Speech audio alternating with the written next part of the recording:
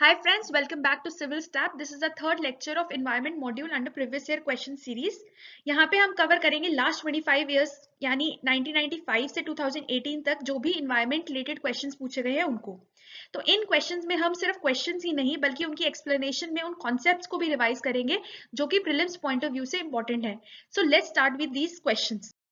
तो क्योंकि फ्रेंड्स बहुत सारे क्वेश्चंस एनवायरनमेंट से पूछे जा सकते हैं तो हमने इसको डिवाइड कर लिया है 6 चैप्टर्स के अंदर. The first chapter is basic concepts and terminology, second is biodiversity, third is issues related to environment, fourth is environmental conservation techniques and initiative, fifth is environmental legislations and organisations and sixth is environmental treaties and protocol. तो हमने अपने पहले chapter से start कर लिया है यानी basic concepts and terminology. तो फ्रेंड्स हमने इस चैप्टर यानी बेसिक कॉन्सेप्ट्स एंड टर्मिनोलॉजी को दो सेक्शंस में डिवाइड कर लिया है. Terminology, principles and levels of organisation in ecology and second section was functions of an ecosystem.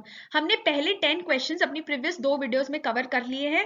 अगर आपने उन वीडियोस को नहीं देखा है तो जरूर देखें और इन क्वेश्चंस के साथ साथ उससे रिलेटेड कॉन्सेप्ट्स को भी रिवाइज करें ताकि प्रीलिम्स में अगर इनसे रिलेटेड कॉन्सेप्ट से और क्वेश्चंस पूछे जाए तो आप उन्हें भी टैकल कर सके. तो स्टार्ट करते हैं फंक्शंस ऑफ एन इकोसिस्टम से.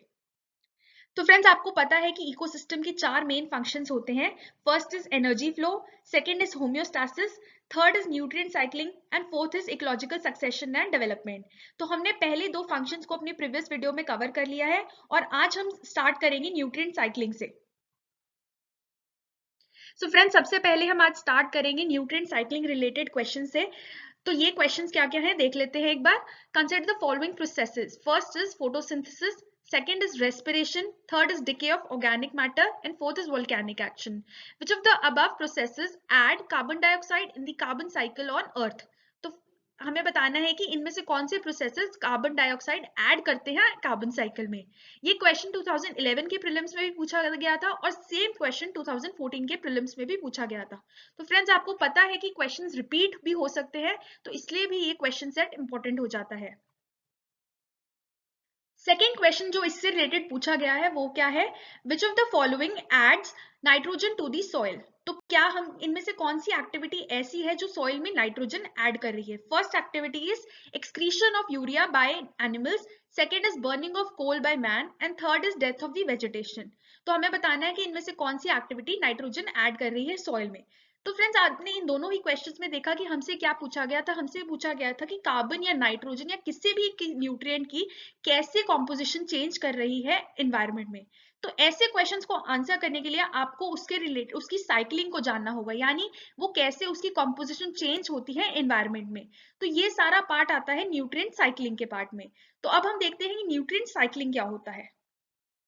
तो सबसे पहले न्यूट्रिएंट साइक्लिंग क्या होता है. न्यूट्रिएंट साइक्लिंग बना है दो वर्ड से यानी न्यूट्रिएंट और साइक्लिंग. सबसे पहले हमें समझना होगा कि न्यूट्रिएंट क्या होता है. न्यूट्रिएंट एक ऐसा सब्सटेंस है जो कि हेल्प कर रहा है ऑर्गेनिज्म को उसके सर्वाइवल में, उसकी ग्रोथ में और रिप्रोडक्शन में. For example as a human हमें अगर फिट रहना है, अपने सारे फंक्शंस परफॉर्म करने हैं तो हमें एक बैलेंस डाइट खानी चाहिए यानी एक ऐसी डाइट जिसमें सारे न्यूट्रिएंट्स उसके प्रोपोर्शन में हो. Example fats, carbohydrates, vitamin, minerals, proteins, roughage सब कुछ उसकी एग्जैक्ट प्रोपोर्शन में हो और एक ऐसे फॉर्म में हो जिसको हमारी बॉडी डाइजेस्ट कर सके. तो अगर एक ह्यूमन को प्रॉपर बैलेंस डाइट मिलेगी विद इट्स एग्जैक्ट न्यूट्रिएंट्स तो ही एक ह्यूमन अच्छे तरीके से अपने फंक्शंस परफॉर्म करेगा.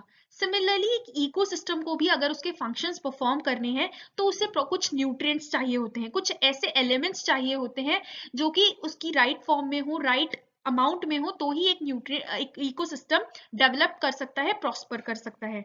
तो क्या है वो न्यूट्रिएंट्स. वो न्यूट्रिएंट्स हैं elements like carbon, hydrogen, oxygen, nitrogen, phosphorus. तो इन्हीं एलिमेंट से हमारा इकोसिस्टम मेनली बना है. तो अगर ये एलिमेंट्स या न्यूट्रिएंट्स एग्जैक्ट प्रोपोर्शन में, एग्जैक्ट फॉर्म में इकोसिस्टम में है तो इकोसिस्टम अच्छे से फंक्शन करेगा. अब ये जो न्यूट्रिएंट्स होते हैं वो एग्जैक्टली हमेशा इसी फॉर्म में नहीं रहते. वो इन्वायरमेंट में सर्कुलेट करते हैं रहते हैं. वो सर्कुलेट करते हैं between various biotic components in abiotic components यानी कि वो डिफरेंट ऑर्गेनिजम्स और उससे रिलेटेड जो भी इन्वायरमेंट में एयर, वाटर, मिनरल्स या जो भी एबायोटिक फैक्टर्स है उन दोनों के बीच में इंटरेक्शन होती है और ये न्यूट्रिएंट्स उनके बीच में सर्कुलेट करते रहते हैं. तो आपको ये याद रखना है, न्यूट्रिएंट्स हमेशा सर्कुलेट करते हैं, वो कभी भी उनका प्रोपोर्शन कम या ज्यादा नहीं होता। इन कंपैरिजन जो हमने एनर्जी पढ़ी थी वो एक उसका यूनिडायरेक्शनल फ्लो होता था। एनर्जी जो थी हमेशा डिक्रीज करती थी, उसका प्रोपोर्शन सेम नहीं रहता था। ऑन कंपैरिजन न्यूट्रिएंट्स जो है उनका प्रोपोर्शन हमेशा सेम रहेगा, लेकिन वो साइक्लिक फॉर्म में रीयूज या यूज होती रहती है। तो ये होती है जब न्यूट्रिएंट्स रिसाइकल हो रहे हैं, डिफरेंट फॉर्म्स में यूज हो रहे हैं, तो उसे हम कहते हैं न्यूट्रिएंट साइक्लिंग या फिर बायोजियोकेमिकल साइक्लिंग। तो अब हम देख लेते हैं different types of nutrient cycles. So friends, nutrient cycle कई तरीके के हो सकते हैं, इसलिए इसको हमने कुछ डिविजन्स दे दी हैं। सबसे पहले बेस पे जब हम न्यूट्रिएंट साइकिल्स को डिवाइड करते हैं वो होता है उनका रिप्लेसमेंट पीरियड। रिप्लेसमेंट पीरियड से इसका मतलब ये है कि न्यूट्रिएंट्स जिस फॉर्म में ओरिजिनली था उसको उसी फॉर्म में वापस आने में कितना टाइम लगेगा। यानी कार्बन को अगर वो कार्बन डाइऑक्साइड में चेंज हुआ है, वो कार्बोनेट्स की फॉर्म में चेंज हुआ है या किसी भी और फॉर्म में चेंज हुआ है, वापस कार्बन में आने में कितना टाइम लगेगा। तो इस बेसिस पे हमने दो टाइप की न्यूट्रिएंट साइकिल हो सकते हैं, या तो परफेक्ट साइकिल या फिर इम्परफेक्ट साइकिल। परफेक्ट साइकिल वो होती है जिसमें न्यूट्रिएंट्स बहुत ही जल्दी रिप्लेस होते हैं, बहुत ही जल्दी अपने ओरिजिनल फॉर्म में आते हैं। सो इसके एग्जांपल्स हो सकते हैं कार्बन साइकिल्स, वाटर साइकिल या फिर नाइट्रोजन साइकिल। यानी जो भी गैसियस कंपोनेंट्स होते हैं, गैसियस एलिमेंट्स होते हैं, वो होती हैं जनरली परफेक्ट साइकिल्स। क्यों? क्योंकि गैसेस बहुत जल्दी अपना रूप चेंज करती है, उनको बहुत कम एनर्जी चाहिए होती है चेंज करने के लिए, और वो एक फॉर्म में ज्यादा देर तक नहीं रहती। इन कंपैरिजन होती हैं इम्परफेक्ट साइकिल्स।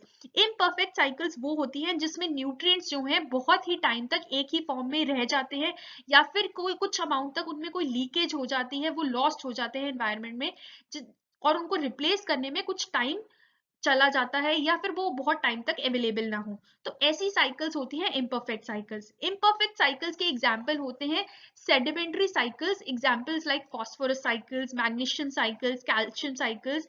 ये सब होती हैं इम्परफेक्ट साइकिल्स। क्यों? क्योंकि इनमें अगर एक बार ये जो एलिमेंट्स हैं किसी भी फॉर्म में बन जाते हैं तो वो काफी टाइम तक उसी फॉर्म में रहते हैं, वो वापस अपने ओरिजिनल फॉर्म में आने में बहुत टाइम लगाते हैं। उनकी सर्कुलेशन टाइम वो जो होता है वो बहुत ज्यादा होता है।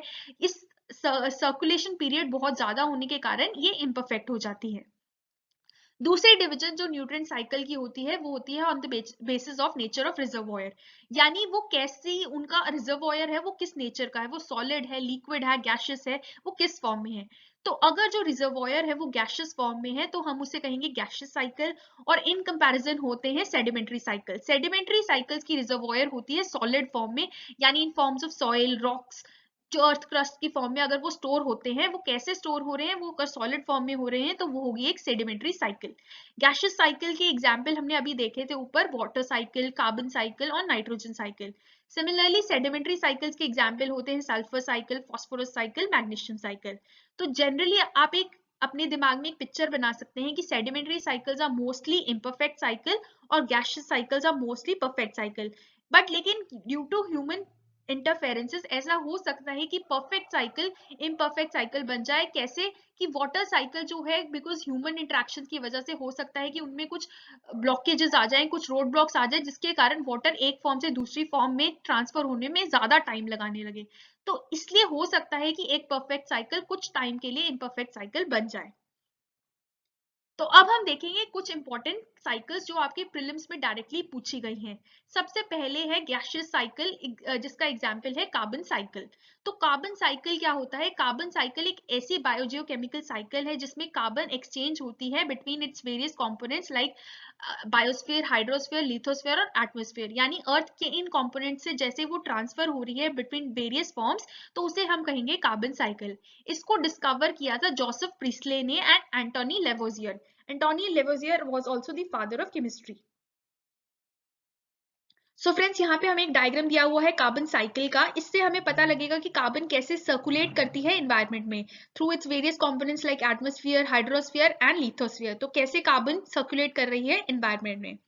सबसे पहले वो प्रोसेसेस जो कि कार्बन को ऐड कर रहे हैं एटमॉस्फेयर में, यानी इन form of carbon dioxide, carbon monoxide या मीथेन की फॉर्म में, जो भी कार्बन की गैसियस फॉर्म में है, वो कार्बन में कैसे आ रही हैं एटमॉस्फेयर में।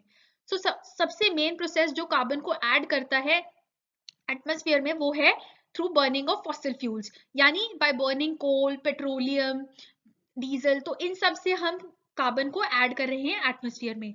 Second process that adds carbon dioxide to the atmosphere is through the decay of dead plants and organisms. जब भी कोई ऑर्गेनिजम्स मरता है तो there is a release of carbon dioxide and some amount of methane to the atmosphere. Third process that adds carbon dioxide to the atmosphere is through the respiration. जब भी आप breathe करते हैं, जब भी आप रेस्पिरेशन करते हैं, तो आप ऑक्सीजन को इनहेल करते हैं और कार्बन डाइऑक्साइड रिलीज करते हैं। So this also adds carbon dioxide to the atmosphere. तो ये तीन प्रोसेसेस हैं जो कार्बन को ऐड कर रहे थे। अब हम देखते हैं कि वापस कार्बन एटमॉस्फेयर से हाइड्रोस्फीयर और लिथोस्फीयर में कैसे आते हैं। इसका सबसे पहला मेन प्रोसेस है फोटोसिंथेसिस। फोटोसिंथेसिस में क्या होता है कि ग्रीन प्लांट्स जो है एटमॉस्फेयर की कार्बन डाइऑक्साइड को कन्वर्ट करते हैं वाटर और ऑक्सीजन की फॉर्म में। इससे हमें ऑक्सीजन मिलती है। The second process that removes carbon from atmosphere is through carbon sequestration. Carbon sequestration क्या होती है? It is the storage of carbon dioxide in artificial or natural reservoirs by in form of carbon sinks. तो carbon sinks जो हैं carbon को remove कर रही हैं एटमॉस्फेयर से। This can B through oceans और थ्रू दी फॉरेस्ट। तो ये हमारी दो मेन कार्बन सिंक्स होती हैं। ओशंस में जो कार्बन सिंक्स होती हैं वो मेनली दो फंक्शन से दो प्रोसेसेस से फंक्शन करती हैं। The first process is through the photosynthesis जो कि फाइटोप्लैंक्टन्स करते हैं, और जो सेकेंड प्रोसेस है it is mainly through calcification. जब भी कोई ऑर्गेनिजम्स का शेल बनता है तो वो भी कार्बन को रिमूव करता है एटमॉस्फेयर से इन फॉर्म ऑफ कार्बोनेट्स। तो ये जो कार्बन सिंक बनी है, अब इसमें कार्बन किस फॉर्म में स्टोर हो गया है? It is stored in the form of shells और सम रॉक्स लाइक लाइमस्टोन। तो इसमें भी कार्बन कुछ स्टोर हो गया है। तो इन प्रोसेसेस से कार्बन क्या हो गया? रिमूव हो गया एटमॉस्फेयर में और स्टोर हो गया। अब धीरे धीरे जो ये रॉक्स हैं जो कि सेडिमेंट्री रॉक्स हैं, ये धीरे धीरे विद टाइम जो है चेंज करती रहेंगी कोल, ऑयल और गैस में, और वापस हमारी यूसेज के लिए अवेलेबल हो जाएंगी। तो इस तरीके से कार्बन जो है रेगुलेट करता है, सर्कुलेट करता है एटमॉस्फेयर में। तो फ्रेंड्स अभी हमने पढ़ी थी कार्बन साइकिल जो कि सबसे पहली इंपॉर्टेंट गैसियस साइकिल थी। Now we will study about the next gaseous cycle that is the nitrogen cycle. Nitrogen cycle एक ऐसी बायोजियोकेमिकल साइकिल है जिससे एटमॉस्फेरिक नाइट्रोजन यानी N2 जो है, जो कि एटमॉस्फेयर में सबसे ज्यादा है, वो सर्कुलेट करती है between various components of atmosphere, hydrosphere और बायोस्फेयर। यानी जब नाइट्रोजन N2 जो है वो डिफरेंट फॉर्म्स में सर्कुलेट कर रही है तो उसे हम कहेंगे नाइट्रोजन साइकिल। तो आपको पता होगा जो एटमॉस्फेयर में जो नाइट्रोजन है वही हमारा मेन बिल्डिंग ब्लॉक है बॉडी का भी। उसी से हमारा डीएनए बना है, उसी से हमारे बॉडी के प्रोटीन्स बने हैं। तो ये जो है बेसिकली हमारी बॉडी के अंदर नाइट्रोजन स्टोर हो जाती है। अब जो ये स्टोर्ड नाइट्रोजन है कुछ प्रोसेसेस से वापस एनवायरनमेंट में रिलीज होती है। वो होते हैं मेनली एक्सक्रीशन और डीकम्पोजिशन। जब भी आपका बॉडी वेस्ट एक्सक्रीट करता है इन फॉर्म ऑफ यूरिया या यूरिन, तो उससे कुछ नाइट्रोजन रिलीज होती है। और सेकेंड प्रोसेस जो नाइट्रोजन को रिलीज करता है वो होता है decomposition that takes place by decomposers. तो ये दो प्रोसेसेस हैं जिससे वापस नाइट्रोजन एटमॉस्फेयर में आती है। ये जो नाइट्रोजन साइकिल है इसके कुछ कुछ स्टेजेस होते हैं जिसमें ये नाइट्रोजन सर्कुलेट करती है। सबसे पहला प्रोसेस होता है nitrogen fixation, second is nitrification, third is assimilation, fourth is ammonification and fifth is denitrification. So let's study कि ये कैसे कैसे ये प्रोसेसेस वर्क करते हैं। फ्रेंड्स अब हम देखेंगे नाइट्रोजन साइकिल और उसमें क्या क्या प्रोसेसेस या स्टेजेस इन्वॉल्व होती हैं। सबसे पहले जो नाइट्रोजन अवेलेबल है वो कहाँ पे है? वो है एटमॉस्फेयर में। 78% of the atmosphere constitutes nitrogen gas.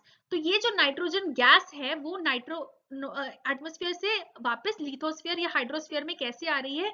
With help of nitrogen fixing bacterias. तो ये बैक्टीरियाज मेनली कहाँ पे होते हैं? ये मेनली होते हैं प्लांट्स के रूट नोड्यूल्स में, या फिर कुछ इंडिपेंडेंट सॉइल बैक्टीरियाज यानी फ्री लिविंग बैक्टीरियाज हो सकते हैं, या फिर ये प्लांट्स के साथ एसोसिएशन में हो सकते हैं। अब ये जो बैक्टीरिया की फॉर्म में ये नाइट्रोजन फिक्स हो गया है, इसे प्लांट्स यूज करते हैं, एनिमल्स यूज करते हैं अपनी डेली नीड्स के लिए। once they die, once these plants and animals die, तो जो decomposers हैं वापस इसे नाइट्रोजन को रिलीज करते हैं इन फॉर्म ऑफ अमोनियम। तो ये अमोनियम की फॉर्म में जब रिलीज होता है ये जो फिक्स नाइट्रोजन होता है इसे कहते हैं ammonification. Once this ammonium is converted into nitrites and nitrates with help of nitrifying bacteria, this is called as nitrification. अब जो है ये अमोनियम किस फॉर्म में कन्वर्ट हो गया है? नाइट्राइट्स और नाइट्रेट्स की फॉर्म में। अब जो ये नाइट्रेट्स है ये वापस एटमॉस्फेयर में जाएंगे with the help of denitrifying bacteria. कैसे? ये नाइट्रेट्स इस नाइट्रोजन को वापस फिक्स करेंगे फ्री नाइट्रोजन की फॉर्म में with help of denitrifying bacteria like Pseudomonas. तो ये सर्कुलेशन हुई नाइट्रोजन फिक्सेशन से वापस डीनाइट्रिफिकेशन तक, इस प्रोसेस को हम पूरा कहते हैं नाइट्रोजन साइकिल। सो फ्रेंड्स, हमने नाइट्रोजन साइकिल में देखा था कि कुछ कुछ प्रोसेसेस इन्वॉल्व थे, अब हम उनको डिटेल में पढ़ेंगे। सबसे पहले नाइट्रोजन फिक्सेशन। नाइट्रोजन फिक्सेशन एक ऐसा प्रोसेस है जो एटमॉस्फेयर की फ्री नाइट्रोजन को कन्वर्ट कर रहा है कुछ ऐसे फॉर्म्स में ताकि उसे ऑर्गेनिजम्स जो हैं, बायोटिक कंपोनेंट्स हैं, उसे यूज कर सके अपनी डेली नीड्स के लिए। तो ये जो प्रोसेस है नाइट्रोजन फिक्सेशन, ये दो तरीके से हो सकता है। It can B biological fixation, it can B non biological fixation. जो बायोलॉजिकल फिक्सेशन है इसको डिस्कवर किया था जर्मन एग्रोनॉमिस्ट हेरिगल ने और डच माइक्रोलॉजिस्ट बेजरिंक ने। तो इन दोनों ने इसे डिस्कवर किया था। This can occur with two types of bacteria. They can be free living bacteria like Azotobacter और सिम्बायोटिक बैक्टीरिया लाइक रिजोबिया। तो ये जो सिम्बायोटिक बैक्टीरिया होते हैं ये लेग्यूमिनस प्लांट्स या फिर प्लांट्स लाइक फ्रैंकिया के साथ सिम्बायोटिक एसोसिएशन में रहते हैं और ये नाइट्रोजन को फिक्स करते हैं और उसकी फर्टिलिटी को, सॉइल की फर्टिलिटी को बढ़ाते हैं। The second process that takes place in nitrogen cycle is assimilation. इसमें क्या होता है कि जो फिक्स्ड नाइट्रोजन है वो डिफरेंट फॉर्म्स में like nitrates, nitrites and ammonia, उसको जो है सॉइल्स यूज करते हैं या प्लांट्स यूज करते हैं अपनी डेली नीड्स के लिए। तो इसे हम कहते हैं एसिमिलेशन। थर्ड प्रोसेस जो नाइट्रोजन साइकिल में हमने पढ़ा था वो था अमोनिफिकेशन। इसमें क्या हुआ था, जो फिक्स्ड नाइट्रोजन था उसको कन्वर्ट किया था किस फॉर्म में? अमोनियम की फॉर्म में। यानी जो एक बार यूज्ड नाइट्रोजन हमने एसिमिलेटेड फॉर्म में जो नाइट्रोजन था, जिसको फिक्स्ड नाइट्रोजन था, उसको वापस हमने रिलीज किया था अमोनियम की फॉर्म में आफ्टर डिकम्पोजिशन और डेथ ऑफ एन ऑर्गेनिज्म। तो ये था अमोनिफिकेशन। फोर्थ प्रोसेस जो हमने पढ़ा था वो था नाइट्रिफिकेशन। ये दो स्टेप्स में होता था। फर्स्ट जो अमोनियम था वो कन्वर्ट होता था नाइट्राइट में, फिर जो नाइट्राइट था वो चेंज होता था नाइट्रेट की फॉर्म में। यानी nitrification is a two stage process, two step process, जिसमें अमोनियम या अमोनिया कन्वर्ट हो रहा था नाइट्राइट और नाइट्रेट में। तो ये होता था with help of bacteria like Nitrosomonas and नाइट्रोसोकोकस।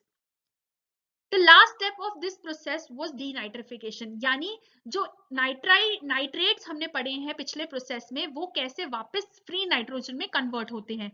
ये होते हैं with the help of some bacteria like Pseudomonas. तो सूडोमोनास क्या है? जो फिक्स्ड नाइट्रोजन है इन फॉर्म ऑफ नाइट्रेट्स उसको कन्वर्ट कर रहा है नाइट्रेट्स की फॉर्म में। आपको याद रखना है कि इस प्रोसेस यानी डीनाइट्रिफिकेशन में कुछ नाइट्रस ऑक्साइड भी रिलीज होती है जो कि ओजोन डिप्लीटिंग सब्सटेंस है और एक ग्रीन हाउस गैस भी है। तो यानी अगर डीनाइट्रिफिकेशन की अमाउंट बढ़ जाएगी या फिर ये सूडोमोनास का अमाउंट अर्थ में बढ़ जाएगा तो क्या होगा? डीनाइट्रिफिकेशन ज्यादा होगी, उससे नाइट्रस ऑक्साइड ज्यादा रिलीज होगी और जो ग्रीन हाउस गैसेस है या ग्लोबल वार्मिंग है वो भी बढ़ जाएगी। तो ये थी हमारी नाइट्रोजन साइकिल। सो फ्रेंड्स, अभी हमने दो मेन गैसियस साइकिल देखी थी, that is the carbon cycle and the nitrogen cycle. Now this is the third important gaseous cycle, that is the water cycle. तो इसमें क्या होता है कि इससे हमें पता लगता है कि वाटर किन किन फॉर्म्स में और कौन कौन से प्रोसेसेस से इन्वायरमेंट या अर्थ में सर्कुलेट कर रहा है। तो this can B through four main processes, that is evaporation, transpiration, condensation and precipitation. तो ये चार मेन प्रोसेसेस हैं जिससे एटमॉस्फेयर में वाटर सर्कुलेट करता है। अब ये वाटर की सर्कुलेशन हमें पढ़ना इसलिए जरूरी है क्योंकि जो वाटर भले ही it constitute 71% of the earth, but only 1% of the earth is fit for a consumption. Almost 99% जो वाटर है इन फॉर्म ऑफ ओशियंस, जो कि सॉल्टी वाटर होता है, या फिर जो ट्रैप्ड वाटर है fresh water in form of glaciers या आइस कैप्स, उसे हम यूज ही नहीं कर सकते। तो ओनली दिस 1% वाटर जो है in form of ground water, lakes, soil moisture या एटमॉस्फेयर या फिर जो रिवर्स या पॉन्ड्स में है, उसे ही हम अपनी डेली यूज के लिए यूज कर सकते हैं। तो इसलिए हमारे लिए वाटर साइकिल पढ़ना बहुत इंपॉर्टेंट है। तो सबसे पहले फ्रेंड्स हम देख लेते हैं कि वाटर साइकिल क्या है, उसके अंदर क्या क्या फॉर्म्स में वाटर सर्कुलेट कर रहा है और क्या क्या उसमें प्रोसेसेस इन्वॉल्व हैं। सबसे पहले हमें ये देखना होगा कि वाटर के कौन कौन रिजर्वॉयर्स हैं और कहाँ से वाटर सर्कुलेशन स्टार्ट हो रही है। तो वाटर का सबसे बड़ा मेन रिजर्वॉयर क्या है? ओशंस। यहाँ पे 97% ऑफ द वाटर स्टोर रहता है। उसके अलावा ओशंस में वाटर कहाँ कहाँ से आ सकता है? रिवर्स एंड स्ट्रीम में से रन ऑफ की तरह आ सकता है, ग्राउंड वाटर से पर्कोलेट होकर आ सकता है। तो ये सभी तरीके से ग्राउंड ओशंस में वाटर आ सकता है। अब क्या होगा, जब ये वाटर धीरे धीरे इवेपोरेट करेगा टेम्परेचर के कारण या अपनी कंडीशंस के कारण, ह्यूमिडिटी के कारण, एरिया के कारण, सोलर रेडिएशंस के कारण, तो इन सभी कंडीशंस के कारण टेम्परेचर बढ़ेगा और ये वाटर इवेपोरेट होगा। वाटर इवेपोरेट होकर वाटर वेपर बन जाएगा। यानी इवेपोरेशन एक ऐसा प्रोसेस है जिससे वाटर लिक्विड फॉर्म से गैसियस फॉर्म में कन्वर्ट हुआ। अब क्या हुआ, हमारे एटमॉस्फेयर में वाटर वेपर ऐड हो गया है। अब सिर्फ इवेपोरेशन ही एक ऐसा प्रोसेस नहीं है जो वाटर वेपर बनाता है, ट्रांसपिरेशन से भी कुछ अमाउंट तक वाटर वेपर ऐड होता है। ट्रांसपिरेशन क्या है? ट्रांसपिरेशन इज बेसिकली जो हमारे प्लांट्स हैं, हमारे जो ट्रीज हैं, वो रूट से वाटर ले रहे हैं, लेकिन वो लीव से इस वाटर को लॉस भी कर रहे हैं। क्यों? क्योंकि जब वो रिस्पिरेशन कर रहे हैं तो उनका जो स्टोमेटल पोर है अंदर, जब वो खुलता है तो उसके थ्रू कुछ वाटर लॉसेस भी होते हैं। तो ये जो वाटर लॉस हो रहा है ये होता है in the form of water vapour. तो इन दो तरीकों से एटमॉस्फेयर में वाटर वेपर आ गया है। अब क्या हुआ कि जैसे जैसे वाटर वेपर्स ऊपर जाएंगे वो धीरे धीरे कूल ऑफ होंगे, उनका टेम्परेचर कम होने लगेगा, क्योंकि एज एयर राइजेस तो वहां पे कूलिंग इफेक्ट होता है वो एटमॉस्फेयर में। तो ये कूलिंग इफेक्ट के कारण कंडेंसेशन स्टार्ट हो जाएगी और वाटर वेपर दोबारा लिक्विड फॉर्म में चेंज होने लग जाएगा। इससे क्या होगा कि क्लाउड्स बनेंगे और इन क्लाउड्स में वाटर एक्यूमुलेट होने लग जाएगा। अब once this water gets a lot of water gets accumulated in these clouds, तो इतना ज्यादा क्लाउड्स में पानी हो जाएगा कि वो उसे उठा नहीं पाएंगे। तो क्लाउड्स क्या करेंगे, इस वाटर को रिलीज कर देंगे जब उसका वो मास हैंडल नहीं कर पाएंगे। ये रिलीजिंग दो तरीकों से हो सकती है, या तो हो सकती है सॉलिड फॉर्म में, आइस की फॉर्म में, या फिर क्या हो सकता है लिक्विड फॉर्म में एज रेनफॉल्स। यानी जो स्नोफॉल और रेनफॉल है वो दो तरीके हैं प्रेसिपिटेशन के। इस प्रेसिपिटेशन के कारण वाटर वापस हाइड्रोस्फीयर या फिर हमारे लिथोस्फीयर में एंटर हो जाएगा और सर्कुलेशन दोबारा कंटिन्यू हो जाएगी। So this is all water cycle is about. So now let us study these processes in detail. सबसे पहले हमने पढ़ा था वाटर साइकिल में जो सबसे पहला प्रोसेस हमने पढ़ा था वो था इवेपोरेशन। इवेपोरेशन क्या था? It was basically transfer of water from the surface of earth to the atmosphere. यानी वाटर का किसी भी फॉर्म में अर्थ से एटमॉस्फेयर में जाना इवेपोरेशन था। इसको फैक्टर्स जो मेनली रेगुलेट करते हैं इवेपोरेशन के वो होते हैं temperature, humidity, wind speed and solar radiation. यानी अगर टेम्परेचर बहुत ज्यादा है तो इवेपोरेशन बहुत ज्यादा होगी, अगर विंड की स्पीड बहुत ज्यादा है तो भी इवेपोरेशन बढ़ेगी। तो इन फैक्टर से हमारी इवेपोरेशन रेगुलेट होती है। सेकेंड प्रोसेस जो हमारा वाटर साइकिल को रेगुलेट करता है वो होता है transpiration. Transpiration is basically the loss of water that takes place from plants in form of pores या स्टोमाटा से जो भी उसका वाटर लॉस हो रहा है उसे हम कहेंगे ट्रांसपिरेशन। जनरली ट्रांसपिरेशन और इवेपोरेशन को हम इकट्ठे स्टडी करते हैं और उसके अमाउंट एज इवेपोट्रांसपिरेशन से कैलकुलेट करते हैं। थर्ड प्रोसेस जो हमने पढ़ा था वो था कंडेंसेशन। इसमें क्या हुआ था, वेपर स्टेट में जो वाटर था वो वापस चेंज हो रहा था लिक्विड स्टेट में, तो इसे हम कह रहे थे कंडेंसेशन। फोर्थ प्रोसेस जो हमने पढ़ा था वो था प्रेसिपिटेशन। यानी वाटर जब वापस रिलीज हो रहा है एटमॉस्फेयर से अर्थ में उसे कहेंगे precipitation. This can be in form of rainfall, sleet, snowfall. So friends अभी हमने कवर किए थे अपने gaseous cycle. Now we will be starting with the sedimentary cycles. तो इसके अंदर दो मेन इंपॉर्टेंट साइकिल्स हैं। First is the sulphur cycle and second will be phosphorus cycle. तो सबसे पहले स्टार्ट करते हैं सल्फर साइकिल से। तो हमने सल्फर साइकिल को मेनली सेडिमेंट्री साइकिल इसलिए कहा है क्योंकि जो सल्फर होता है उसका मेन रिजर्वॉयर क्या है, सॉइल या फिर जो रॉक्स। तो क्योंकि इसका मेन जो स्टोरेज है वो सेडिमेंट्स की फॉर्म में है, सेडिमेंट्री रॉक्स की फॉर्म में है, तो इसलिए हमने इसको एक सेडिमेंट्री साइकिल कहा है। बट सल्फर जो है उसका कुछ गैसियस कंपोनेंट भी होता है in form of hydrogen sulphide या फिर सल्फर डाइऑक्साइड। यानी तो फिर आपको याद रखना है कि सल्फर एक ऐसी साइकिल है, भले ही वो सेडिमेंट्री साइकिल भी है बट उसमें कुछ गैसियस कंपोनेंट्स भी इन्वॉल्व होते हैं। तो सबसे पहले देख लेते हैं वो प्रोसेसेस जो कि ऐड करते हैं सल्फर को एटमॉस्फेयर में। This is mainly through activities like volcanic eruptions, combustion of fossil fuels या फिर डीकम्पोजिशन। तो ये तीन मेन एक्टिविटीज हैं या फिर तीन मेन प्रोसेसेस हैं जिससे सल्फर ऐड होता है एटमॉस्फेयर में। अब कुछ ऐसे प्रोसेसेस जो कि सल्फर को रिलीज कर रहे हैं एटमॉस्फेयर में वो कौन कौन से हैं? वो मेनली है एक्सक्रीशन, डीकम्पोजिशन और by the help of acid rain. तो ये तीन मेन ऐसे तरीके हैं जिससे सल्फर रिमूव हो रहा है एटमॉस्फेयर में। सो अब हमने देख लिए हैं कुछ कुछ प्रोसेसेस जिससे सल्फर रेगुलेट कर रहा है एटमॉस्फेयर में। अब हम इसको समझते हैं with the help of a diagram. So friends this is a diagram of sulphur cycle. Sulphur cycle को समझने के लिए आपको ये समझना होगा कि सल्फर के कौन कौन से रिजर्वॉयर हैं अर्थ पे। सबसे पहला जो मेन रिजर्वॉयर होता है that is in the form of fossil fuels. तो जो भी हमारे फॉसिल फ्यूल्स होते हैं उनमें सल्फर कंटेंट बहुत ज्यादा होता है। सेकेंडली जो रॉक्स लाइक जिप्सम, पायराइट्स, इनमें भी सल्फर कंटेंट बहुत ज्यादा स्टोर्ड होता है। थर्ड मेन कंपोनेंट जिसमें सल्फर स्टोर होता है वो होते हैं बायोटिक कंपोनेंट्स खुद, यानी लिविंग ऑर्गेनिजम्स में भी सल्फर बहुत ज्यादा होता है। So once you know the reservoirs of sulfur, you can understand कि सल्फर कैसे रिलीज होगा या फिर कैसे ऐड होगा एटमॉस्फेयर में। So now let us see कौन कौन से ऐसे प्रोसेसेस हैं जिससे सल्फर रिलीज होता है इन रिजर्वॉयर से एटमॉस्फेयर में। सबसे पहला जो प्रोसेस है वो है burning of these fossil fuels. तो आपने पढ़ा था कि फॉसिल फ्यूल्स जो है एक बहुत इंपॉर्टेंट कंपोनेंट है सल्फर का। तो जब हम इन फॉसिल फ्यूल्स को बर्न करेंगे तो सल्फर रिलीज होगा एटमॉस्फेयर में in the form of sulphur dioxide and sulphur trioxide. Second reservoir जो आपने पढ़ा था वो था इन forms of जिप्सम्स and pyrites.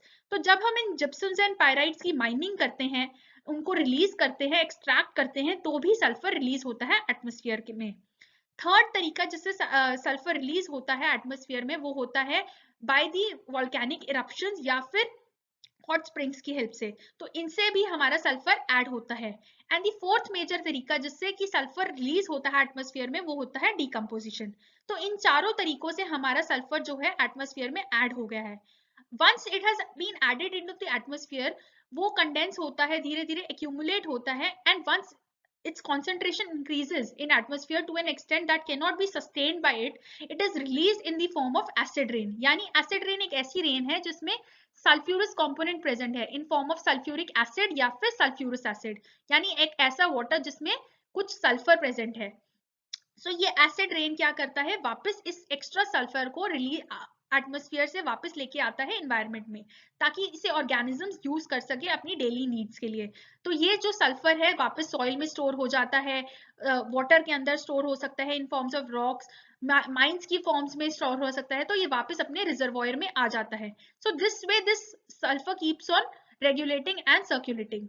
But आपको याद रखना है कि सल्फर साइकिल का जो टाइम पीरियड है it is not very small, it is not a perfect cycle. जो रिजर्वॉयर्स हैं इसमें जो इन फॉर्म ऑफ जिप्सम पायराइट्स होते हैं, इसको सल्फर को रिलीज करने में बहुत टाइम लगता है, it is not a perfect cycle. तो क्योंकि बहुत ज्यादा टाइम रिप्लेसमेंट पीरियड बहुत ज्यादा है, तो इसलिए सल्फर क्या है, एक sedimentary cycle. Second main sedimentary cycle जो हमें पढ़ना है वो है फॉस्फोरस साइकिल। तो फॉस्फोरस साइकिल को समझने के लिए आपको इसमें भी इसके मेन रिजर्वॉयर्स को समझना पड़ेगा। इसका मेन रिजर्वॉयर है अर्थ क्रस्ट। सो अर्थ में ये मेनली रॉक्स में होता है in form of phosphates. Second store जो इसका होता है, जो कि बहुत कम फॉर्म में होता है लेकिन फिर भी इंपॉर्टेंट है, वो है लिविंग ऑर्गेनिजम्स खुद। लिविंग ऑर्गेनिजम्स में फॉस्फोरस जो होता है इन फॉर्म ऑफ डीएनए होता है या फिर बोन्स और टीथ में प्रेजेंट होता है। तो फॉस्फोरस जो है बायोटिक कंपोनेंट का भी मेन पार्ट है। तो इन दोनों रिजर्वॉयर से फॉस्फोरस एंटर करता है इकोसिस्टम में। Once it enters ecosystem, it is circulated through various processes like decomposition, weathering and erosion। तो ये दो या तीन मेन प्रोसेसेस हैं जिससे फॉस्फोरस सर्कुलेट करता है in phosphorus cycle. So friends, this is a diagram of phosphorus cycle. इसको समझने के लिए हम स्टार्ट करेंगे फॉस्फोरस के मेन रिजर्वॉयर यानी फॉस्फेट्स जो रॉक में पाया जाता है। तो इसमें क्या होता है कि जो रॉक्स का जो फॉस्फेट्स हैं वो धीरे धीरे वेदरिंग और इरोजन की वजह से धीरे धीरे सॉइल में एंटर करेगा एज स्मॉल पार्टिकल्स।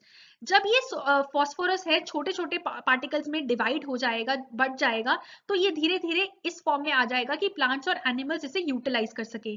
अब इस फॉस्फोरस को प्लांट्स और एनिमल्स ने यूज कर लिया है। Once these plants and animals die, तो वापस डीकम्पोजर्स इस जो यूज्ड प्लांट्स में फॉस्फोरस था उसे रिलीज करेंगे इन फॉर्म ऑफ फॉस्फेट्स। अब जो ये फॉस्फेट है वो रन ऑफ से या फिर इवेपोरेशन से या किसी भी तरीके से वापस वाटर में एंटर कर जाएगा। अब जो ये फॉस्फेट है सोल्यूशन की फॉर्म में आ गया है और ये धीरे धीरे एक्यूमुलेट होगा, प्रेसिपिटेट होगा और धीरे धीरे सॉलिड रॉक बन जाएगा। ये जो रॉक है वापस अपलिफ्ट होगी और टेरेस्ट्रियल एनवायरनमेंट में आ जाएगी, जो कि दोबारा वेदरिंग होके दोबारा ये साइकिल रिपीट होने लगेगा। आपने देखा कि इस तरीके से फॉस्फोरस धीरे धीरे रेगुलेट हो रहा है या सर्कुलेट हो रहा है एनवायरनमेंट में, तो इसलिए हम इसे सेडिमेंट्री साइकिल कहेंगे। सो फ्रेंड्स, ये 5 मेन न्यूट्रिएंट साइकिल्स थे जो कि हमारे प्रीलिम्स के लिए बहुत इंपॉर्टेंट हैं और फ्रीक्वेंटली यूपीएससी में पूछे भी जाते हैं। अब स्टार्ट करते हैं अपने पहले क्वेश्चन से। सो हमसे पूछा क्या था, कंसिडर द फॉलोइंग प्रोसेसेस। हमें 4 प्रोसेसेस दिए गए हैं, that is photosynthesis, respiration, decay of organic matter and fourth is volcanic action. हमसे ये पूछा गया है कि इनमें से कौन से ऐसे प्रोसेसेस हैं जो कि कार्बन डाइऑक्साइड ऐड कर रहे हैं अर्थ को। तो कौन कौन से ऐसे प्रोसेसेस हैं? फोटोसिंथेसिस। फोटोसिंथेसिस हमने पढ़ा था एक ऐसा प्रोसेस है जो कि रिमूव कर रहा था कार्बन डाइऑक्साइड, ना कि ऐड कर रहा था। So this would be incorrect option. The second option, that is respiration. Yes, respiration adds carbon dioxide to our atmosphere. Third is decay of organic matter. तो ये भी ठीक है कि ऑर्गेनिक मैटर यानी जब डिकम्पोजिशन होती है तो हम ऑर्गेनिजम्स में से भी कुछ कार्बन रिलीज होता है, so this also adds carbon dioxide to the earth. Fourth is volcanic action. So क्योंकि वॉल्केनोज में गैसेस की फॉर्म में कार्बन डाइऑक्साइड रिलीज होती है तो ये भी सही है। So all three processes, that is 2, 3 and 4 add to the atmosphere. So answer would be C, that is 2, 3 and 4. So friends, now the next question, which of the following adds nitrogen to the soil? यानी ऐसी कौन कौन सी activities हैं जो कि soil में nitrogen add कर रही हैं? First is the excretion of urea by animals, second is the burning of coal by man and third is the death of vegetation. ये हमसे पूछा गया था प्रीलिम्स 2013 में। सो फ्रेंड्स, आपको ये तो पता है कि नाइट्रोजन सॉइल में कैसे कैसे ऐड हो सकती है। It can be by excretion, it can be by decomposition.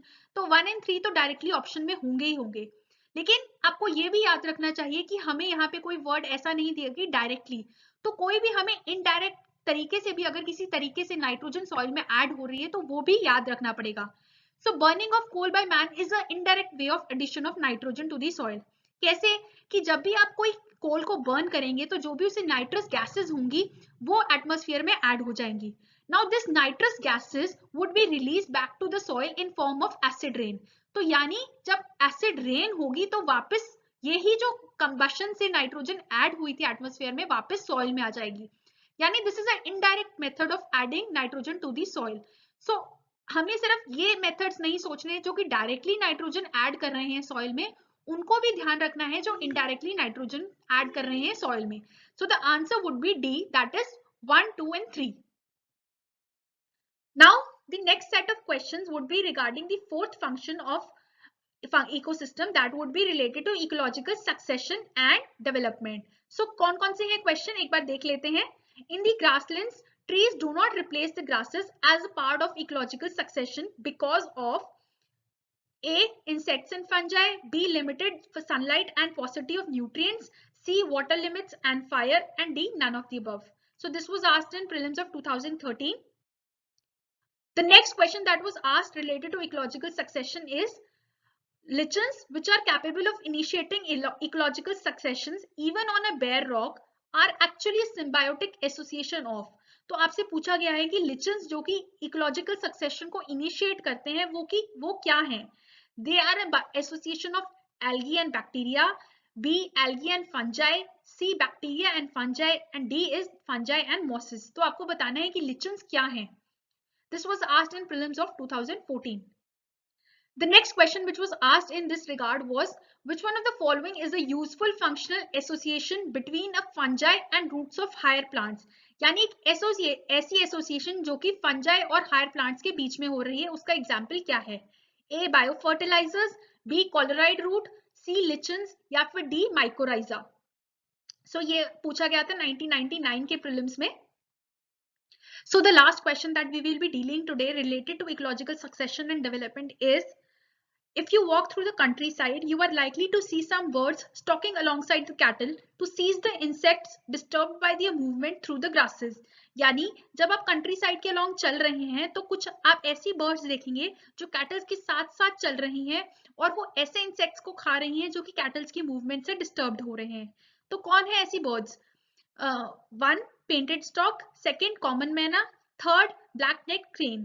So out of these 3 birds, which of the following are disturbed by the cattle movement? So to answer such questions, you need to know what is ecological succession, ecosystem कैसे develop कर रहा है, उसमें कैसी interactions हो रही हैं organisms के बीच में। तो हम इसको समझेंगे अपने fourth set of function यानी ecological succession and ecosystem development में।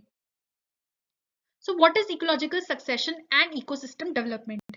सबसे पहले ecological succession क्या होता है? Ecological succession एक ऐसा प्रोसेस है जिसमें इकोसिस्टम डेवलप करता है, चेंज करता है उसका नेचर चेंज करता है विद टाइम।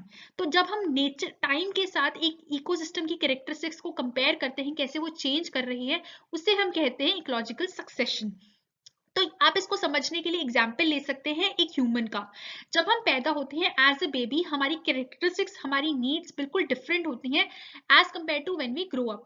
तो as a baby you can not talk, you can not walk, you can not eat yourself. तो आप सारी नीड्स के लिए आप डिपेंडेंट है अपनी मदर पे। तो आपकी कैरेक्टरिस्टिक्स बहुत डिफरेंट है as compare to a student. Student life जब आप आते हैं तो आपकी डिफरेंट एनर्जी लेवल्स होते हैं, डिफरेंट नीड्स होते हैं, आप में एडोलेसेंस कुछ चेंजेस आते हैं, आपकी फिजिकल बॉडी में कुछ चेंजेस आते हैं। So as compare to a baby, student is different. तो उसकी कैरेक्टरिस्टिक्स में टाइम के साथ साथ कुछ चेंजेस आए। Similarly as you proceed further, आप एक इंडिविजुअल मैन बन गए हैं, आपकी वर्किंग पॉपुलेशन के अंदर आप आ गए हैं, you can now complete all your needs yourself. तो आप किसी के ऊपर डिपेंडेंट नहीं है, आप अपनी अर्निंग्स खुद करते हैं, आप अपने सारी नीड्स का ध्यान खुद रखते हैं, आप एक्सरसाइज खुद करते हैं, आप वॉकिंग खुद करते हैं, आप टॉकिंग खुद करते हैं, सब कुछ आप रिप्रोडक्शन कर सकते हैं। तो आपकी कैरेक्टरिस्टिक्स डेवलप हो गई हैं, चेंज हो गई हैं as compare to a baby. तो जो ये सक्सेशन होती है of an individual from a baby to senior citizen आप ले सकते हैं, तो वैसे ही एक इकोसिस्टम भी डेवलप करता है धीरे धीरे। उसके अंदर की स्पीशीज चेंज करती हैं, उसकी कुछ कैरेक्टरिस्टिक्स चेंज होती हैं। तो इसी चीज को हम कहते हैं इकोलॉजिकल सक्सेशन। तो जो मेन सक्सेशन के अंदर हम कैरेक्टरिस्टिक्स स्टडी करते हैं एक इन्वायरमेंट की, वो क्या क्या होती है, उसकी प्रोडक्टिविटी कैसे चेंज कर रही है, उसके अंदर न्यूट्रिएंट्स कैसे, उनका रिजर्वोयर चेंज हो रहा है। थर्ड, उसके अंदर की जो ऑर्गेनिजम्स है उनकी डाइवर्सिटी कैसे चेंज हो रही है। And fourth, complexity of food webs. तो ये चार चीजें जैसे जैसे चेंज होती हैं इकोसिस्टम डेवलप करता है। तो एक इकोसिस्टम का जो सक्सेशन होता है वो धीरे धीरे होता है कुछ स्टेजेस में। तो let us see what are the stages. तो फ्रेंड्स, अभी आपने देखा कि ह्यूमन सक्सेशन जो होता है वो कुछ स्टेजेस में होता है। इनिशियली हम बेबी होते हैं, फिर हम एक एडल्ट मैन बनते हैं, फाइनली हम एक ओल्ड एज मैन बनते हैं। तो जो हमारा सक्सेशन हो रहा है डिफरेंट स्टेजेस पे, तो उसे हम कहते हैं human succession. Similarly ecological succession भी 3 स्टेजेस में होता है। जो सबसे पहले स्पीशीज बनती है उन्हें हम कहते हैं पाइनियर स्पीशीज। तो जो पाइनियर स्पीशीज होती हैं वो इनिशियल स्टेज का पार्ट होती हैं। जैसे जैसे क्लाइमेट चेंज करता है, सूटेबल होता है, तो कुछ सीरियल कम्युनिटीज बनती हैं, यानी जो ट्रांजिशनल कम्युनिटीज होती हैं उन्हें हम कहते हैं सीरियल कम्युनिटीज। एंड फाइनली जब इकोसिस्टम पूरी तरह सूटेबल हो जाता है, स्टेबल हो जाता है, मेच्योर हो जाता है, उसके अंदर जो फाइनली स्पीशीज पाई जाती है उन्हें हम कहते हैं क्लाइमैक्स कम्युनिटी। इसको समझने के लिए आप अर्थ का एग्जाम्पल ले सकते हैं। अर्थ में जब 4 बिलियन ईयर्स पहले लाइफ स्टार्ट हुई थी तो बहुत ही डिफरेंट कंडीशंस थे आज के कंपैरिजन में। तब वहां पे टेम्परेचर बहुत ज्यादा था, हाइड्रोस्फीयर भी नहीं था, एटमॉस्फेयर भी नहीं था। तो उस कंडीशंस में लाइफ का एग्जिस्ट होना पॉसिबल नहीं था। तो जो पहले स्पीशीज डेवलप हुई धीरे धीरे, जैसे जैसे टेम्परेचर कम होना स्टार्ट हुआ, हाइड्रोस्फीयर डेवलप होना स्टार्ट हुआ, तो बहुत ही कम ऑर्गेनिजम्स पाए जाते थे। तो जो सबसे पहले ऑर्गेनिजम्स वहां पे पाए गए वो क्या थे, वो बेसिकली थे एनारोबिक बैक्टीरियाज। तो जो एनारोबिक बैक्टीरियाज हुए वो हमारी पाइनियर स्पीशीज हो गई। अब जैसे जैसे एटमॉस्फेयर में ऑक्सीजन कंटेंट बढ़ने लगा, टेम्परेचर कम होने लगा, उसके अंदर गैसेस बढ़ने लगी, तो जो धीरे धीरे कॉन्टिन्यूसली क्लाइमेट चेंज होता गया, उसके अंदर कुछ नई स्पीशीज बनी। उन नई स्पीशीज को हम कहते हैं सीरियल कम्युनिटी।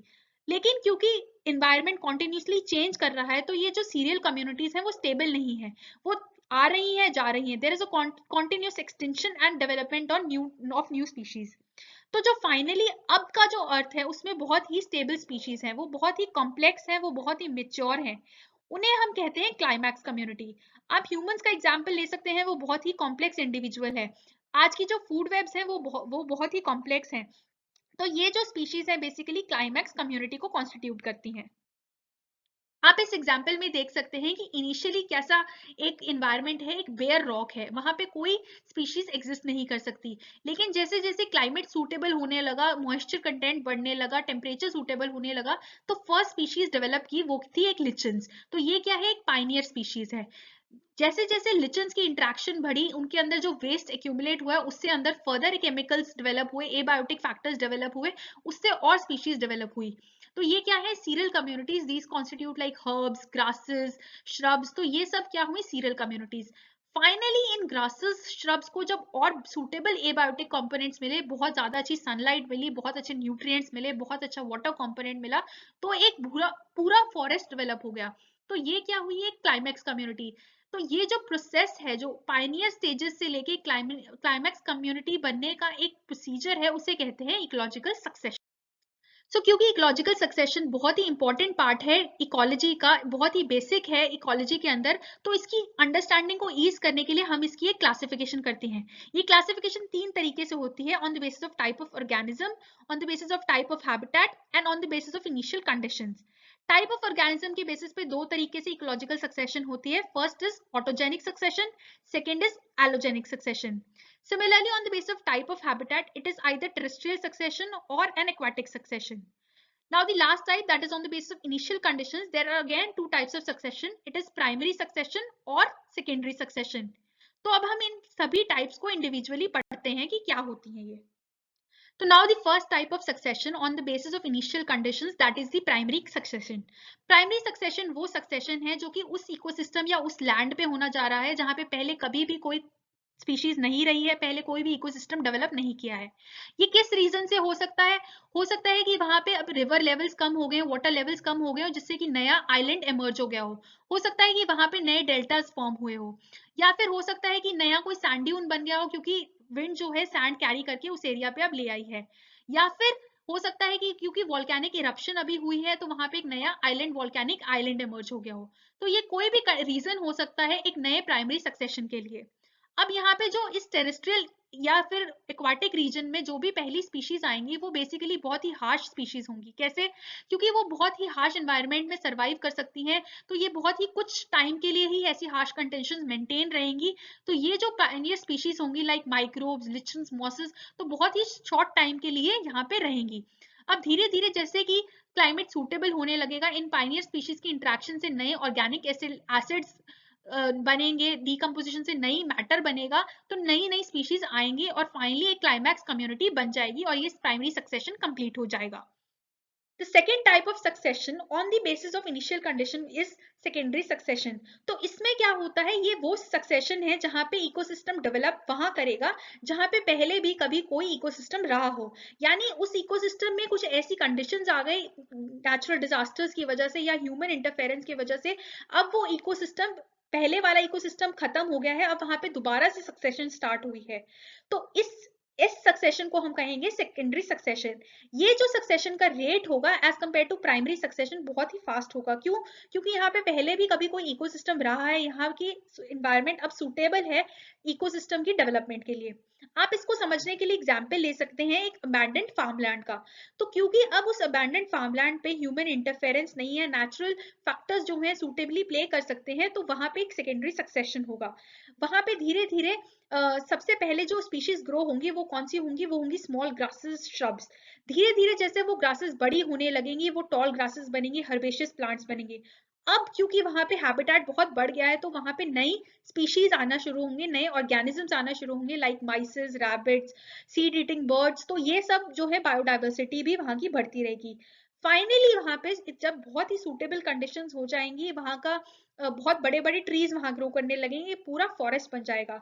तो जब ये क्लाइमैक्स स्पीशी बन गई है तो ये एक सेकेंडरी सक्सेशन कंप्लीट हो गया है। So now the next type of classification of ecological succession is on the basis of type of habitat. तो हमारा habitat क्या हो सकता है? या वो land based environment हो सकता है या water based environment। तो जो succession land based environment पे होते हैं उन्हें कहते हैं terrestrial succession. So the first type of terrestrial succession is xerosaire. Xerosaire वो succession है जो कि ऐसी land पे हो रहा है जहाँ पे moisture content zero है या फिर low है, यानी desert या dry arid conditions। तो यहाँ पे जो plants स्टार्ट करेंगे सक्सेशन को, या यहाँ पे जो प्लांट्स पाए जाएंगे उन्हें हम कहते हैं xerophytes. The second type of terrestrial succession is xerosere. Xerosere वो सक्सेशन है जो कि ड्राई सॉइल या बेयर रॉक्स पे होती है। जनरली इसमें पायनियर स्पीशीज कौन सी होती है? मॉसन्स या lichens. The third type of terrestrial succession is सैमोसियर।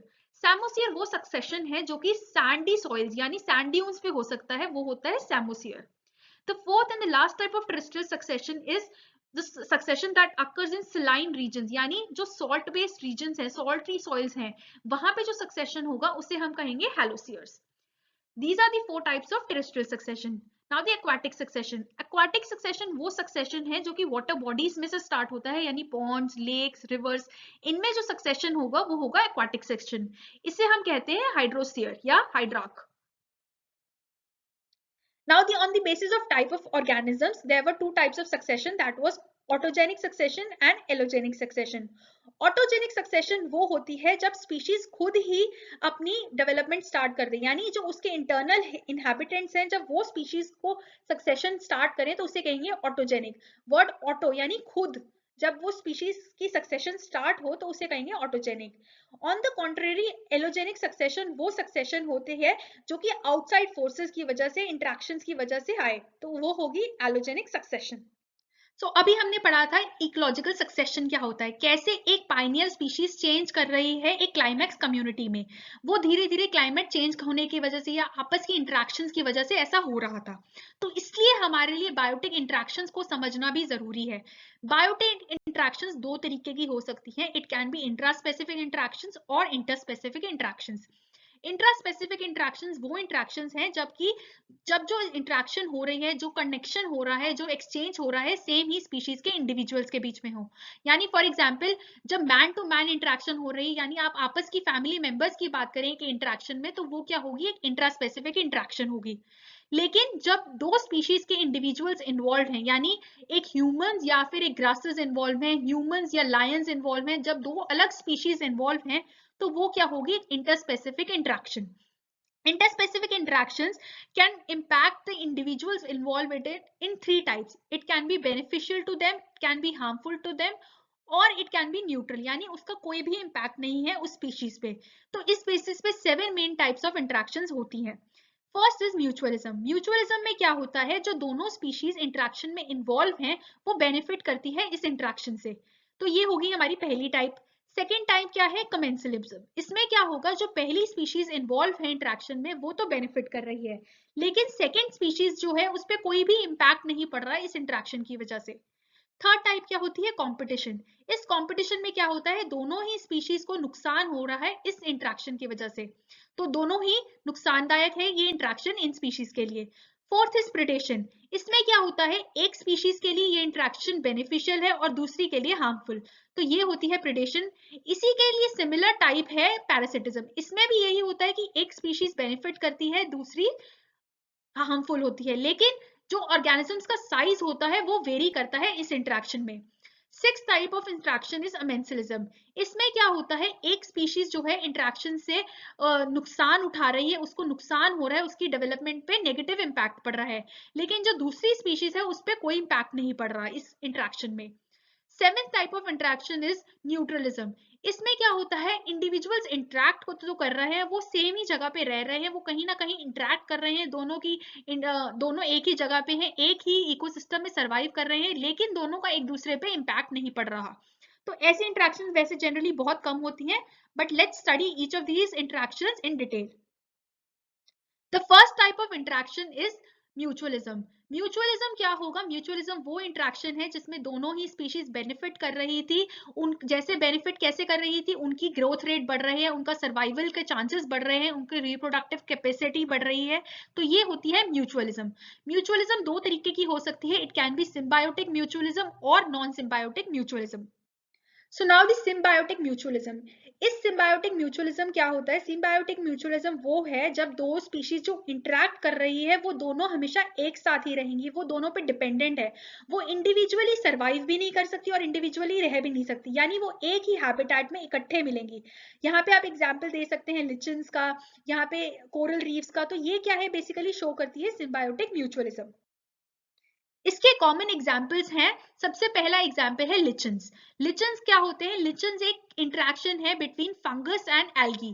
तो ये एक फंगल एल्गी सिम्बायोटिक रिलेशनशिप होती है.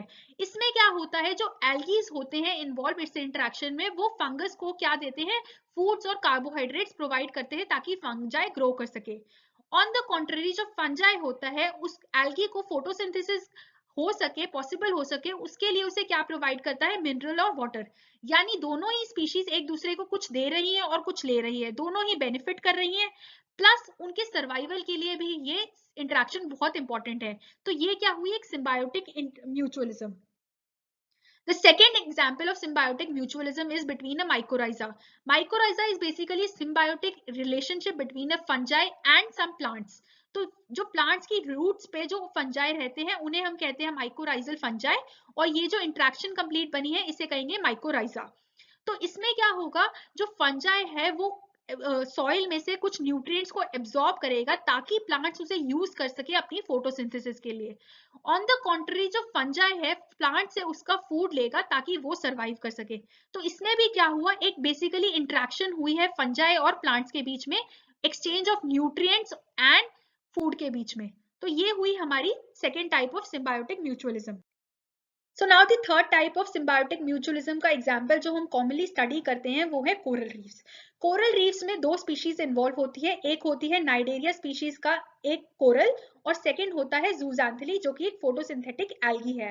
इस इंटरेक्शन में कोरल्स जो है एल्गी को एक प्रोटेक्टेड एनवायरनमेंट प्रोड्यूस कर रहे हैं ताकि वो फोटोसिंथेसिस कर सके, यानी एक ऐसा हैबिटेट जहां पे वो रह सके, अपनी फोटोसिंथेसिस कर सके, और साथ ही साथ उसे अपनी फोटोसिंथेसिस के लिए न्यूट्रिएंट्स भी देती है, कार्बन डाइऑक्साइड देती है, न्यूट्रिएंट्स देती है ताकि वो इसे परफॉर्म सही तरीके से कर सके। ऑन द कॉन्ट्री जो एल्गी है इस कोरल को उसका कलर देती है, उसके लिए न्यूट्रिएंट्स जो उसका फूड है जो कि ग्लूकोज, ग्लिसरॉल, अमीनो एसिड्स है वो प्रोड्यूस करती है, जो कि एक बाय प्रोडक्ट्स है फोटोसिंथेसिस के, वो इस कोरल का फूड है ताकि वो सरवाइव कर सके। तो बेसिकली दोनों ही एक दूसरे को कुछ ना कुछ दे रहे हैं और उसकी सर्वाइवल में हेल्प कर रहे हैं। दूसरी टाइप की म्यूचुअलिज्म होती है नॉन सिम्बायोटिक म्यूचुअलिज्म। इस म्यूचुअलिज्म में क्या होता है, जो स्पीशीज इन्वॉल्व हैं वो एक साथ नहीं रहती, वो अलग अलग रहती है, उनका हैबिटेट अलग होता है लेकिन वो फिर भी इंटरेक्ट कर रही है। फॉर एग्जाम्पल ये बी और ये फ्लावर, बीज हो सकता है ट्री पे रहे, फ्लावर्स ग्राउंड पे होते हैं, तो लेकिन ये फिर भी इंटरेक्ट कर रहे हैं, फिर भी इनकी सर्वाइवल के लिए ये इंटरेक्शन इंपॉर्टेंट है। तो ये हुई एक नॉन सिम्बायोटिक म्यूचुअलिस्टिक इंटरेक्शन। तो इसमें क्या है, बीज जो है पॉलिनेटिंग फैक्टर एक्ट करती है फ्लावर के लिए, ऑन द कॉन्ट्ररी जो फ्लावर का जो नेक्टर होता है वो बी के लिए फूड एक्ट करता है। तो ये दोनों ही एक दूसरे को कुछ ना कुछ दे रही है और उनका सर्वाइवल हो रहा है, लेकिन दोनों ही इंडिपेंडेंटली रह रही हैं, इकट्ठे नहीं रह रही। तो ये हुई एक नॉन सिम्बायोटिक म्यूचुअलिज्म का example. Second type of interaction is commensalism.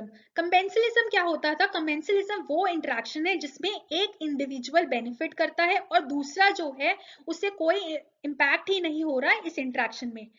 इसका मेन कॉमन एग्जांपल्स हम देखेंगे। First example is suckerfish and the shark. तो इस एग्जांपल में आप देख सकते हैं कि ये शार्क है, इसके साथ साथ इसकी फर्ज में जो है रिमोना फिश या सकरफिश रह रही है। जो ये सकरफिश है वही फूड खाएगी जो जो लेफ्ट ओवर रह जाएगा शार्क के हंट करने के बाद, यानी जो लेफ्ट ओवर मील्स हैं वो इस सकर फिश के लिए सर्वाइवल के लिए फूड है। तो इस स्पीशीज की सर्वाइवल के लिए तो ये इंट्रैक्शन बहुत इंपॉर्टेंट है, लेकिन शार्क के लिए ये इंट्रैक्शन इंपॉर्टेंट नहीं है। अगर सकर फिश ना भी होती तो भी शार्क सर्वाइव कर जाती। तो ये हुई एक कमेंसलिज्म का example. The second common example of commensalism is between trees and epiphytic plants. तो epiphytic plants क्या होते हैं?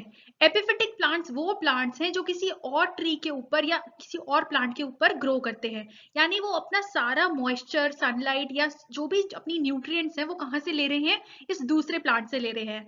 तो वो अपने सर्वाइवल के लिए डायरेक्टली डिपेंडेंट किस पे है, इस दूसरे प्लांट के ऊपर। बट लेकिन जो सेकेंड प्लांट है उससे कोई इंपैक्ट नहीं पड़ रहा एपिफिटिक प्लांट के होने से।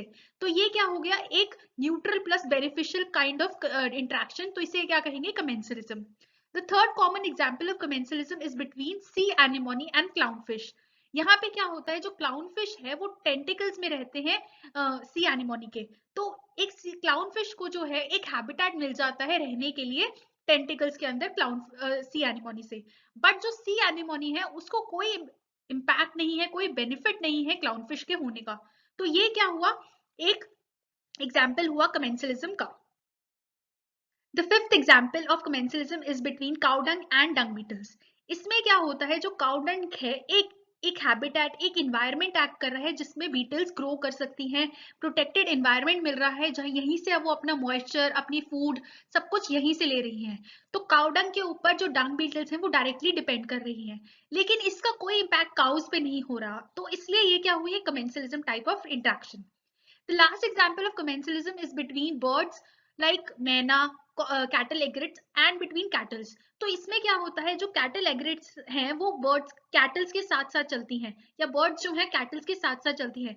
जैसे जैसे कैटल्स चलती हैं वो ग्रासेस को ट्रैम्पल करती हैं, उससे क्या होता है, जो वहां पे रह रहे इंसेक्ट्स होते हैं, वो हाइड जो कर रहे इंसेक्ट्स होते हैं वो डिस्टर्ब हो जाते हैं। और कैटल एग्रेट्स जो हैं वो इंसेक्ट्स को खा सकती हैं क्योंकि वो उन्हें देख सकती हैं, अब उन्हें ढूंढने की ज्यादा जरूरत नहीं। तो जो कैटल एग्रेट्स है अपना फूड कैसे पा रही हैं, वो इससे पा रही हैं क्योंकि कैटल्स ने उस वेजिटेशन को डिस्टर्ब किया और उससे उनको फूड मिला। तो ये क्या हुई, commensalism type of interaction. The next type of interaction is competition. Competition क्या होता है, हम डेली ही अपनी लाइफ में देखते हैं कि हम एक इंडिविजुअल से दूसरे इंडिविजुअल के बीच में हमेशा कंपटीशन होता है। कंपटीशन रिसोर्सेज के लिए होता है, और फूड के लिए होता है, वाटर के लिए होता है, सब चीजों के बीच में कंपटीशन तो होता ही है।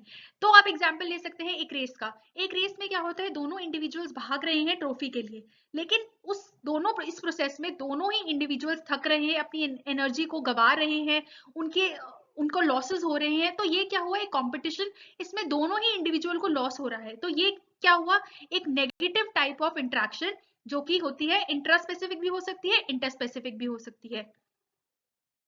The next type of interaction is predation. Predation में क्या होता है कि जो एक ऑर्गेनिज्म है वो अपने फूड के लिए डिपेंड कर रहा है डायरेक्टली दूसरे ऑर्गेनिज्म के ऊपर। तो इसमें क्या होगा, ये जो बड़ा प्रेडेटर है इसका साइज हमेशा बड़ा होगा, होस्ट का साइज जो होगा बड़ा होगा as compare to its food. यानी जिसके ऊपर वो फीड कर रहा है, जिसके ऊपर वो रिलाई कर रहा है, वो उसका साइज छोटा है, और जो ऑर्गेनिज्म खा रहा है, प्रेडेटर है, उसका साइज हमेशा बड़ा होगा प्रे से। तो ये टाइप एग्जाम्पल होता है प्रेडेशन का। Now the next type of interaction, this is parasitism. Parasitism बहुत तरीके से सिमिलर है प्रेडेशन के ही, लेकिन फर्क कहाँ आता है, फर्क आता है the type and the size of the organisms involved. इसमें जो ऑर्गेनिज्म प्रे होता है, यानी जिसके ऊपर ऑर्गेनिज्म फीड करने वाला होता है, उसका साइज बड़ा होता है, और जो फीड करने वाला ऑर्गेनिज्म है उसका साइज छोटा होगा। जो ऑर्गेनिजम्स फीड करते हैं किसी और ऑर्गेनिजम्स पे, हम उनको कहते हैं पैरासाइट्स। वो क्या हो सकते हैं, बैक्टीरियाज हो सकते हैं, वायरसेस हो सकते हैं, एनिमल्स हो सकते हैं, कुछ भी हो सकते हैं। और जो उनके होस्ट ऑर्गेनिजम्स हैं वो भी कुछ भी हो सकते हैं, प्लांट्स भी हो सकते हैं, एनिमल्स भी हो सकते हैं। नाउ प्लांट्स में कॉमन एग्जांपल किस किस का आता है, कस्क्यूटा प्लांट और लॉरेंस मिसल्टो प्लांट का। जो कस्क्यूटा और मिसल्टो प्लांट्स हैं वो दूसरे फ्लावरिंग प्लांट्स के ऊपर सर्वाइव करते हैं। तो ये हो गए पैरासाइट्स के एग्जाम्पल। ह्यूमंस की अगर हम बात करें तो हम पैरासाइट्स को दो एंगल से स्टडी करते हैं, या एनिमल्स में भी आप देख सकते हैं इसे दो एंगल से स्टडी किया जाता है। वो होते हैं एक्टोपैरासाइट्स या एंडोपैरासाइट्स। एक्टोपैरासाइट्स वो ऑर्गेनिजम्स होते हैं जो एक्सटर्नल सरफेस ऑफ होस्ट के ऊपर सर्वाइव करते हैं, यानी वो खुद बाहर रहेंगे ऑर्गेनिज्म के, उसके अंदर नहीं रहेंगे। इसका एग्जाम्पल है lice on humans. And marine ecosystem की बात करें तो मरीन फिशेस के अंदर जो होता है कोकोपॉड्स जो होते हैं, कोपीपॉड्स जो होते हैं वो क्या होते हैं, एक्टोपैरासाइट्स होते हैं। अब इसका अदर एग्जाम्पल जो हम सोच सकते हैं वो क्या हो सकता है, mosquito that feeds on our blood. But ये पैरासाइट नहीं है, ऐसा क्यों, mosquito is just a vector, it is not a parasite. ऐसा इसीलिए बिकॉज जो मॉस्किटो है उसको ब्लड चाहिए, सिर्फ रिप्रोडक्शन के लिए चाहिए, उसके सर्वाइवल के लिए नहीं चाहिए। तो क्योंकि वो डायरेक्टली एक होस्ट के ऊपर अपना लाइफ सर्वाइवल डिपेंड नहीं कर रहा, तो वो एक पैरासाइट नहीं है। ऑन द कॉन्ट्ररी जो एंडोपैरासाइट्स होते हैं वो कहाँ पे रहते हैं, वो रहते हैं होस्ट बॉडी के डायरेक्टली अंदर, यानी लिवर में, किडनी में, लंग्स में, ब्लड के अंदर, यानी उसके डायरेक्टली बॉडी के अंदर है। तो ये होते हैं endoparasites. Other common example of parasitism can be seen in birds is brood parasitism. इसमें क्या होता है कि जो एक बर्ड है वो अपना नेस्ट अपने अपने एग अपने नेस्ट में नहीं, किसी और बर्ड के नेस्ट में देगी। So example is cuckoo. Now the next type of interaction is amensalism. Amensalism में क्या होता है कि एक स्पीशीज जो है नेगेटिवली इंपैक्ट करती है इस इंटरेक्शन से, और दूसरी स्पीशीज को कोई फर्क नहीं पड़ता। वो नेगेटिवली जो स्पीशीज किसी तरीके से फर्क नहीं पड़ रही, वो एक्चुअली में कुछ केमिकल्स रिलीज कर रही है जिससे कि बाकी स्पीशीज को हार्म हो रहा है। तो इसका एक कॉमन एग्जाम्पल है एलिलोपैथी, जो कि प्लांट्स में बहुत ही कॉमनली देखने को मिलता है। इससे हम एंटीबायोटिक्स भी की भी तरह यूज करते हैं इन प्लांट्स को, जिनसे ये केमिकल्स निकलते हैं। फॉर एग्जाम्पल जो ब्रेड मोल्ड होता है फंजाई, इट प्रोड्यूसेस पेंसिलिन, तो ये हमारा एक कॉमन एंटीबायोटिक होता है। सिमिलरली आप इस एग्जाम्पल में देख सकते हैं कि ये बहुत ही बड़ा ब्लैक वॉलनट ट्री है। अब ये कुछ ऐसे केमिकल्स रिलीज कर रहा है जो उसके नेबरिंग प्लांट्स को की ग्रोथ को इफेक्ट कर रहे हैं, यानी वो उसके इस प्लांट की ग्रोथ को तो लेकिन कोई इफेक्ट नहीं पड़ा, लेकिन जो बाकी प्लांट्स हैं वो अपनी हाइट अचीव नहीं कर पा रहे, अपना सनलाइट अचीव नहीं कर पा रहे। क्यों, बिकॉज ये जो बड़ा प्लांट है ये सारे रिसोर्सेज को हैम्पर कर रहा है, कुछ ऐसे न्यूट्रिएंट्स ले रहा है जिससे सॉइल इफेक्ट हो रहा है। तो ये क्या हुई, एक amensalism kind of relationship. The last type of interaction, that is neutralism, is not actually an interaction. It is basically when two species do not react with each other at all. तो हम उसको neutralism कहते हैं, यानी वो एक ही जगह पे रह जरूर रही है लेकिन उन दोनों के होने ना होने से कोई इम्पैक्ट नहीं पड़ रहा. तो ये हुई एक न्यूट्रलिज्म काइंड ऑफ रिलेशनशिप. अब उन क्वेश्चंस को आंसर करने के लिए हमें कुछ स्पीशीज के बारे में भी पता होना चाहिए. तो देख लेते हैं कुछ important species. The first is painted stork. Painted stork is basically found in Indian subcontinents and Asian plains. तो ये जो इसकी मूवमेंट होती है वो सीजनल होती है और ये मिलते कहाँ पे है, इंडिया में और एशिया में. और प्लस ये जो है इनका हैबिटेट आजकल बहुत ही थ्रेटेंड हो गया है. It is basically a near threatened species. इनको मेन थ्रेट किससे है, इनका मेन थ्रेट है हैबिटेट लॉस से, पोल्यूशन से, और जो हंटिंग होती है इनकी ह्यूमंस के द्वारा, तो उसके द्वारा ये थ्रेटेंड हो गए हैं. नाउ जो पेंटेड स्टॉक हैं ये वो कहाँ पे पाए जाते हैं, वो बेसिकली वेट हैबिटेट्स में पाए जाते हैं, like marshes, lakes, ponds etcetera. Now the next important species that we will be using in this question will be black-necked cranes. तो black-necked cranes क्या होते हैं, ये basically एक ऐसे crane की species है जो एशिया में breed करती है और वो कहाँ पे पाए जाते हैं, वो पाए जाते हैं mainly Tibetan Plateau और remote parts of India में. यानी cattle जो है इंडिया का, अगर हम mainland की बात करें वहां नहीं होंगे, ये बहुत ही remote regions में होंगे, country regions में नहीं है black-necked crane.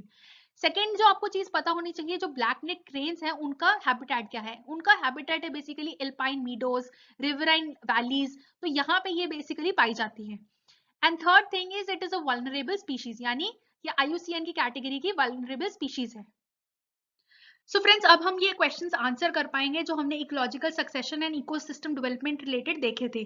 सो फर्स्ट क्वेश्चन क्या था, in the grassland trees do not replace the grasses as a part of ecological succession because of, यानी ग्रासेस क्यों रिप्लेस नहीं हो रही ट्रीज में ग्रासलैंड इकोसिस्टम में. तो क्या इसका रीजन इंसेक्ट्स एंड फंजाई था, limited sunlight and पॉसिटी of nutrients था, या वाटर लिमिट्स एंड फायर था, या फिर none of the above.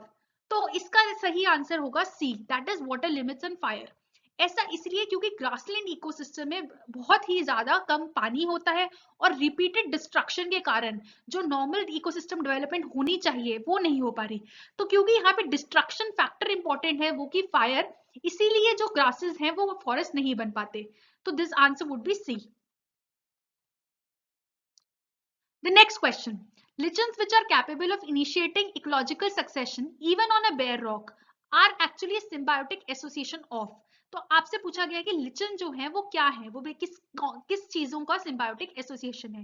A algae and bacteria, B algae and fungi, C bacteria and fungi, and D is fungi and mosses. तो ये हम already देख चुके हैं. It is an example of algae and fungi. So the answer would be B. Now the next question. Which one of the following is a useful functional association between fungi and the roots of higher plants? यानी अब हमें एक association का नाम बताना है किसके बीच में, फंजाई और रूट्स ऑफ प्लांट्स के बीच में. A biofertilizers, B coralloid root, C lichen and D mycorrhiza. So roots और फंजाई के बीच का एग्जाम्पल को हमने क्या कहा था, हमने उससे कहा था mycorrhiza. So answer would B D. So now the last question for today. This was asked in prelims 2014. If you walk through the countryside, you are likely to see some birds stalking alongside the cattle to seize the insects disturbed by the movement through the grasses. यानी आपको कुछ ऐसी birds मिलेंगी जो cattle की movement से disturb हुए insects को खाती हैं. तो वो कौन सी बर्ड्स हैं? 1 पेंटेड स्टॉक, 2 कॉमन मैना, 3 ब्लैक नेक क्रेन. तो हमें बताना है कि इनमें से कौन कौन सी ऐसी बर्ड्स हैं. So we know painted stork और black neck crane are not such birds. जो कॉमन मैना है वो कंट्री साइड में मिलती है और कैटल्स के साथ साथ चलती है. And this is an example of a commensalism kind of relation. So the answer would be B, that is 2 only. So friends, that's all for today. But before leaving, there's a small homework for you. क्योंकि आपको पता है कि prelims में mostly environment में organisations ही पूछी जाती हैं, तो यहाँ पे हमने 3-3 या 4-4 ऑर्गेनाइजेशंस हम आपको डेली लेक्चर में दे रहे हैं ताकि आपकी रिवीजन हो जाए और आप उन्हें याद कर सके. बिकॉज एक साथ इतनी सारी ऑर्गेनाइजेशंस को याद करना पॉसिबल नहीं है. तो आज के set of organisations include South Asia Wildlife Enforcement Network, International Panel for Climate Change, and third is South Asia Cooperative Environment Programme. तो इन तीनों ही ऑर्गेनाइजेशंस या इन तीनों ही प्रोग्राम्स के बारे में आपको ये पता करना है कि उसमें कौन कौन से मेंबर्स हैं, क्या वो काम करती हैं, कैसे उनका नेचर है, वो गवर्नमेंटल मेंबर हैं, इंटर गवर्नमेंटल पैनल है, क्या है. तो friends, that's all for today. Hope you like this video. Will be back tomorrow with the new lecture.